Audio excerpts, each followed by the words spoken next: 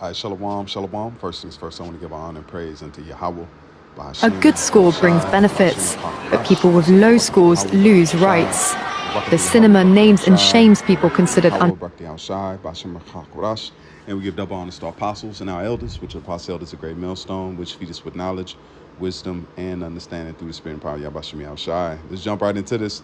This is concerning the digital ID and the things and the steps that are being taken. All right.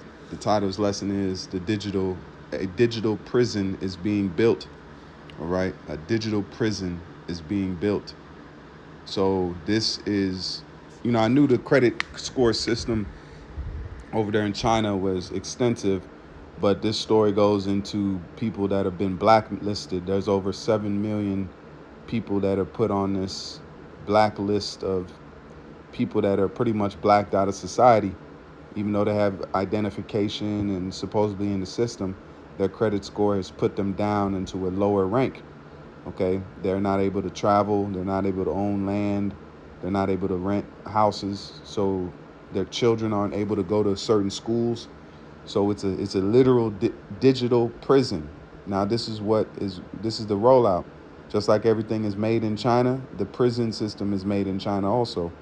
They're not just making products, they're making an actual system that they're getting ready to implement on a large scale, because we have the UK president, the prime minister talking about the digital ID.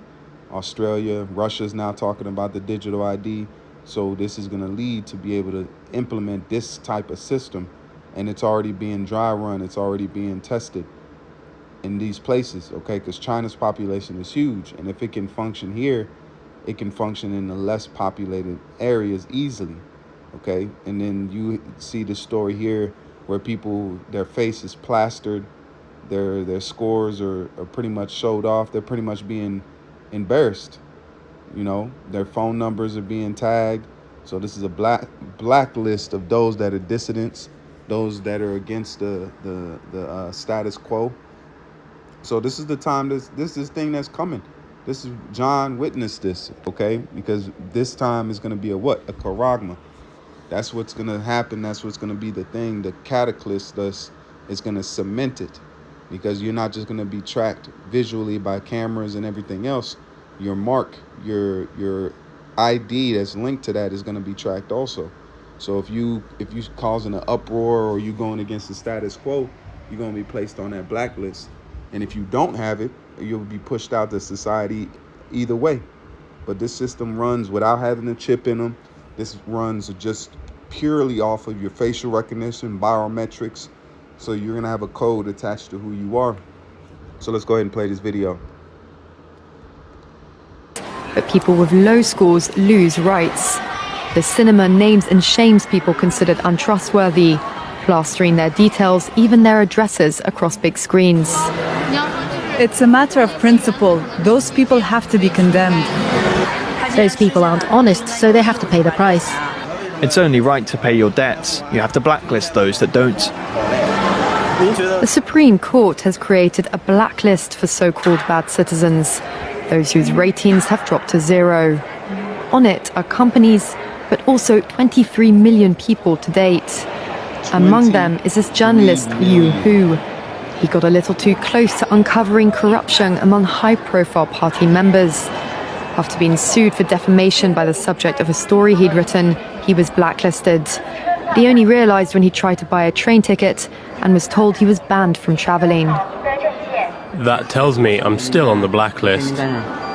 Punished because he's been branded untrustworthy by the state.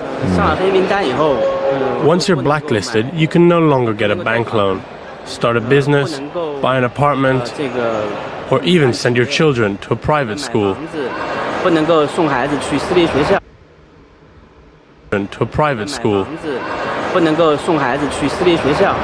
Liu Hu is among a tiny minority of people who have dared to criticize the system, which some are calling a digital dictatorship. It's a digital prison. Realizing what happens when it all goes digital. You know, what's happening is there's a digital digital barrier that's been created between us and reality, and us and nature, you know. And we're getting to the point where we're going to have to need a mobile phone and a passcode to get into a park or to get into our car or to do any normal things, you know. So society is being restructured into this digital AI reality, and this surveillance mechanism is constructed in such a way that it will weed out dissenters like you and me. You know, suddenly you'll go to, because we've had this conversation, I'll go, oh, well, Sasha Day game, we've got to drop his social credit points, and you'll go to buy an airplane ticket and find you're not qualified for the airplane ticket. There's no one for you to call, there's no appeal process, you're just not qualified. You know, and you get barred from certain services due to your political viewpoint. They're doing this in China now. They've got over 7 million people on China's credit blacklist due to social crediting, and these people can't do things like ride on aircraft, can't ride on trains, and many of them can't even...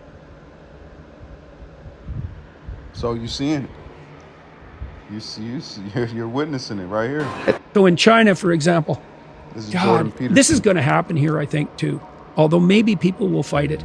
If a traffic camera catches you jaywalking in China, the digital ID system has you. It has your blood now. It has your genetic code. It has your photograph. It can identify how you walk. So even if you can't see a face, you can be picked up by gait. It will convict you of jaywalking and take money out of your bank account with no intermediating judiciary at all, and show a picture of you to the people in the neighborhood so they know that you have jaywalked, and reduce your social credit score. And if your social credit score falls below a certain level, then you can't buy drinks from a vending machine. You can't play video games. You can't go on a train. You can't get out of your 15-minute city. All that's already in place in China. See? You're witnessing it, man. This is the same guy. Told he was earlier. banned from flying because he's on the list of untrustworthy people. Leo is a journalist who was ordered by a court to apologize for a series of tweets he wrote, and was then told his apology was insincere. I can't buy property. My child can't go to private school, he says. You feel you're being controlled by the list all the time. And the list is now getting longer, as every Chinese citizen is being assigned a social credit score, a fluctuating rating based on a range of behaviors.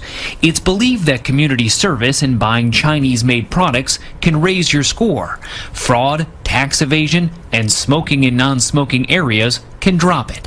China's growing network of surveillance cameras makes all of this possible. It can recognize more than 4,000 vehicles. Xu Li is the CEO of SenseTime, one of China's most successful artificial intelligence companies. It has created smart cameras for the government that can help catch criminals, but also track average citizens. You can tell whether it is an adult, a child, a male or female. Ken Dewaskin has studied China's economic and political culture for more than 3 decades. He says how the new scoring system truly works is kept secret and could be easily abused by the government. How far into people's daily mundane activities does this go? Well, I think that the government and the people running the plan would like to go as deeply as possible to determine how to allocate benefits and also how to impact and shape their behavior.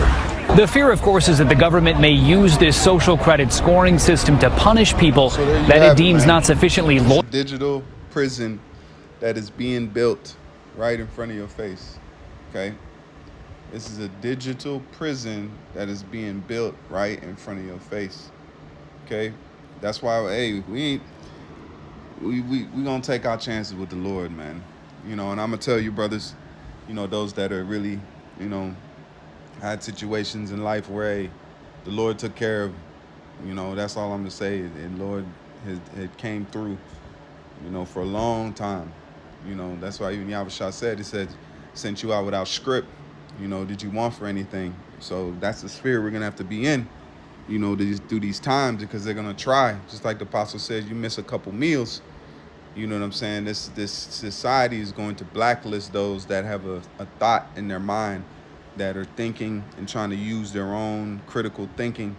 And you go against the grain, and China's being used as a training ground for this. They don't even know really how the credit system works, but they're all into it. They're all under that banner, without even knowing the full knowledge and aspects of it. So when they come out to these places, they're going to be able to pretty much backdoor the whole system tell you something, but then behind the closed doors, they're gonna be able to up their own. They're gonna hack. The rich are gonna hack their own scores. They're gonna pay for the highest credit scores. That way, they can continue to do the things that they're doing with under the guise of, oh, we have good credits and we're upstanding citizens. Look at our credit score. Just like now, you got people with credit scores that's been hacked. Some of these people, their parents, they'll get credit cards for these middle class. I don't know if they do it anymore, but they'll get the kid a credit card and then they'll buy everything on that credit card. So by the time that kid turns 21 or 18 or anything like that, their credit score is already damn near 800 or close, because now they have a long sustaining credit history that they can use to get loans, apply for student loans for lower interest rates and all those things that the average person or the lower housing people, they don't know about, or they don't have the opportunity to do that. And I've witnessed people doing it. I'm not saying it because that I heard about it. I've seen people that kids that they had credit cards. I didn't know. You just thought, damn, why you got a credit card? And you just mow it over. They'll buy a whole bunch of shit and their parents will pay it off. You know, they'll go out and buy, you know, we weren't doing too much at that age, but they had a credit card because they were building their credit as their parents were already going to give them the money to buy the shit. So their parents thought ahead to, well, we're going to get your credit score right while we're already going to buy you this stuff and give you this money. So we're going to give it to you by way of what? Use your credit card. So they'll max it out, and their parents, they might yell at them for a little bit, but they'll pay it off because they know in their mind that this is going to help them in the long run. Okay, so they're going to be able to hack their credit score because they got money, pay somebody under the table. So it's all being set up as a digital slavery, a digital prison for the the useless eaters. They're going to have to walk a thin line. Okay, and if you don't have these things, they're just going to be like, oh, you phased yourself out of society. If anything happens, hey, what are we going to do? You had the opportunity to have a good rating or whatever. Because if you can't buy a house, if you can't go to certain places, you're going to be phased out of society, man. So that's their chief attention, is to have that total, what does that say? What is that? Man, I'm looking for the word. A dictatorship control, and then these are from the higher ups. It's not from the average person. The average person isn't controlling this system. This is Revelation 13 and verse 17. Of course, we know this by heart. This is it says so that they could not buy or sell unless they had the mark, which is the name of the beast or the number of his name, which goes on 666. Okay. And then he says, and no one could buy or sell anything without the mark, which was either the name of the beast or the number representing his name, which goes into the chip technology, the URL code, the code, the barcode. That barcode, which the lines represent 666. The first two lines, the middle lines, and then the ending lines represent that 666 number. Okay, which is tied into a digital system, which goes into the AI running this in the background and processing everything. And that's why they have opened up AI to us, to the people now, because they're doing gathering, they're doing crowd sharing right now. Okay, it's learning the ways and the questions that, because machines live off information. So the more information, the more data they have, the more powerful that it becomes. Okay, if you only have the limited mind of the elites, which they know they're not prolific. They only can go so far, so they need to tap into the mindset of the more, what does it say? How's the word is going to be put? The more creative side of their society, which they know that they're not. What does it say? One shall be stronger than the other. So when they tapped in and led it to Jake, now this AI system is learning at leaps and bounds beyond what it could learn before. Okay? So let's go ahead and get this. This is Proverbs 28 and verse 4. It says, those who forsake instruction praise the wicked, but those who heed it resist them. So those that are not in the right state of mind, you're gonna fold in that time, man, because the mark is gonna be presented to you. The thing is gonna be presented to you, and you're not going to be able to stand against it. Okay, that's why the apostles speak about missing a couple meals and you going back into the, you know what I'm saying, you nervous. But the Lord said, man shall not live by bread alone. So all those things are comforting to us, because who's really bringing this credit system? Is the Most High, man. Gave Esau the technology to be able to put the so-called the system in place. But as soon as he can put the system in place, as soon as he can be judged for that system. Okay. Also trying to count Israel.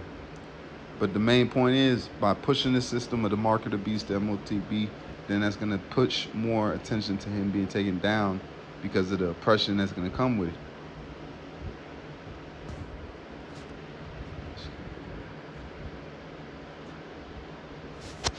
Slovakia. Hold on. Let's go here. This is Psalms 94:20. It says, can a corrupt throne be allied with you? A throne that brings on misery by its decrees, laws. So this, like right now in China, it's a law that you have to have the social credit score system. You see digital IDs that are coming on the horizon. Russia, UK, all these different places that are parts of Africa. And like the apostle said, they're getting orders, man. They're getting orders. This is coming down from up top, okay? Because they know that they have a short time. And another thing, you have a lot of people that are turning entrepreneurs, content creators. They can just make millions of dollars off of plays and don't even need to tap in. But now with this digital system, they'll be able to tax everybody accordingly, okay? No matter if you juiced in with them or not.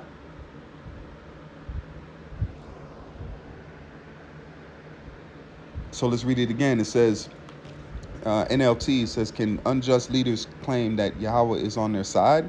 Leaders who decrees permit injustice. So this is an injustice thing. The Lord didn't even the time where David tried to count Israel, that was looked down on. So how much more now with everybody being digitally ID'd and biometrics, and then your movements are tracked because they're trying to play God. They're trying to play some pseudo weird blessing that they're trying to push towards the what? They're trying to push towards the higher levels and echelons of it. All right, but really it's to take Jake and put them back into a digital bondage, a digital prison.